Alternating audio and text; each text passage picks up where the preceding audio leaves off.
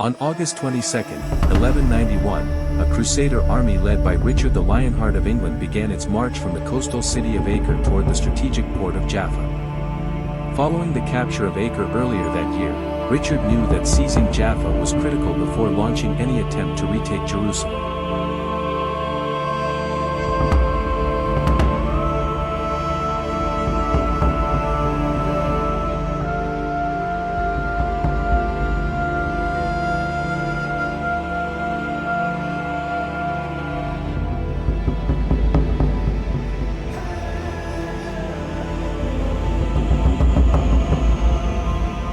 The Ayyubid Sultanate, under Saladin, had already destroyed Jaffa's fortifications in the summer of 1190, aware of its importance to the Crusaders.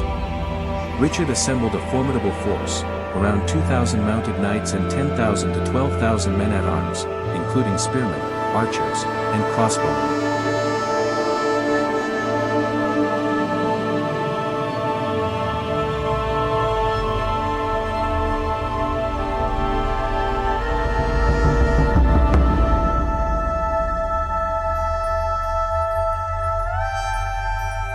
Saladin, determined to halt Richard's advance and prevent a renewed assault on Jerusalem, mobilized his army to intercept the Crusaders.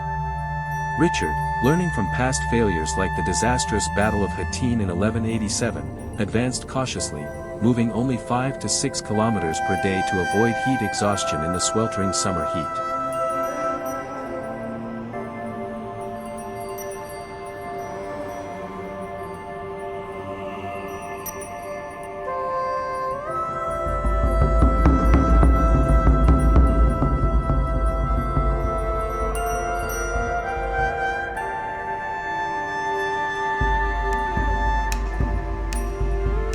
With strategic precision, Richard ensured his army always marched with the sea guarding their right flank. The troops moved in the early mornings, rested near water sources, and were accompanied by a fleet of supply ships sailing in parallel along the coast. Infantry units were rotated to keep them fresh, while Richard maintained strict discipline, even as Saladin's horse archers and skirmishers harassed the column relentlessly.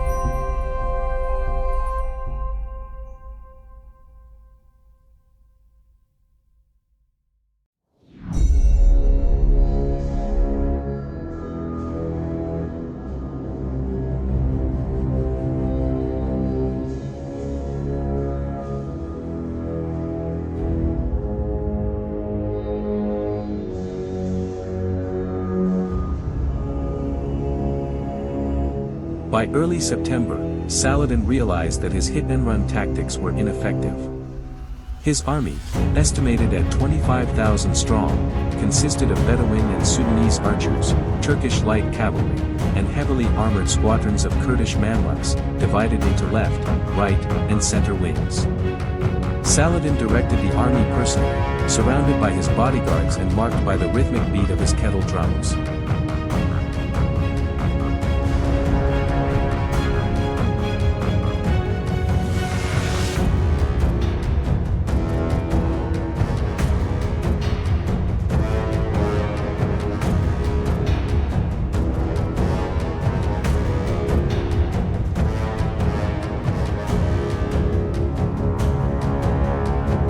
On the morning of September 7th, as the Crusaders marched out from camp, enemy scouts were spotted in all directions, signaling Saladin's army was near.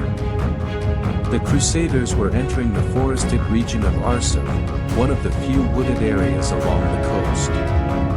Saladin saw this terrain as an opportunity for a full-scale ambush.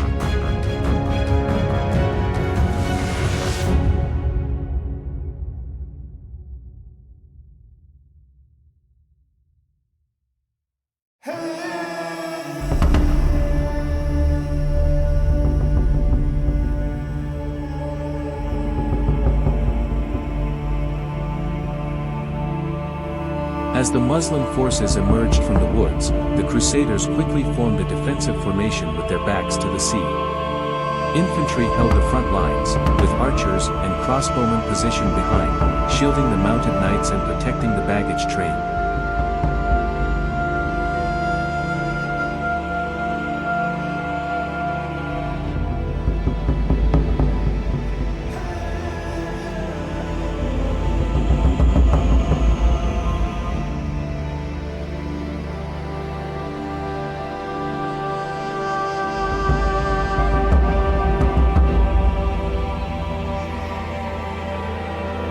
Saladin opened the battle with waves of arrows, trying to bait the Crusaders into abandoning their formation and charging.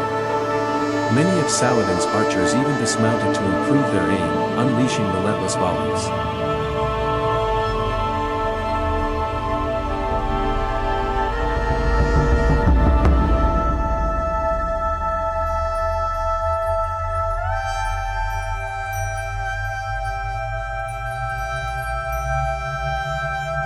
Despite mounting casualties, Richard held his men steady, refusing to let the Hospitaller Knights at the rear pursue. He recognized that any premature attack would leave the army vulnerable, a trap Saladin was likely hoping to spring.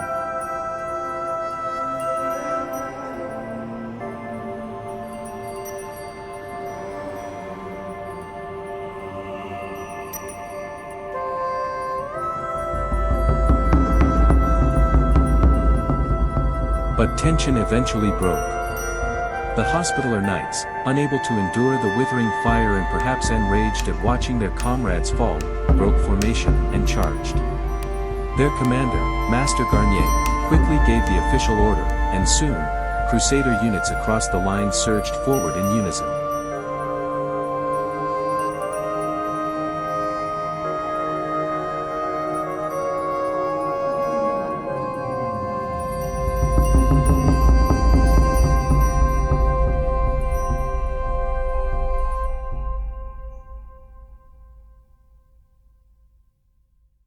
The momentum shifted. The Christian knights crashed into Saladin's lines with devastating force. The disciplined defense had held long enough, and now, the counterattack was perfectly timed.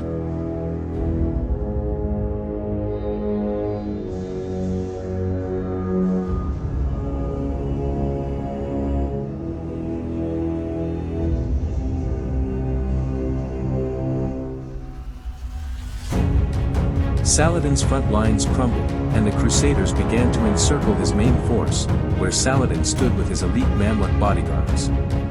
Recognizing the situation was deteriorating, Saladin ordered a tactical retreat, his forces falling back into the hills of Arsuf in disorder.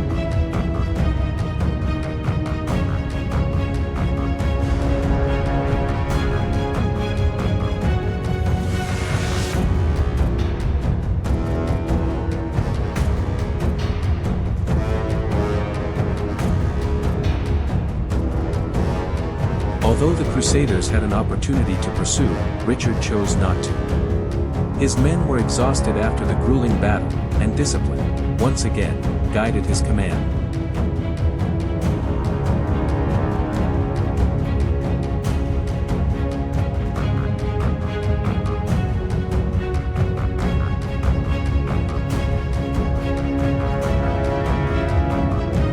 The Battle of Arsuf ended in a resounding Crusader victory. It was a triumph of leadership, discipline, and resilience under fire. The road to Jerusalem remained long and perilous, but on that September day, Richard the Lionheart had decisively broken Saladin's momentum.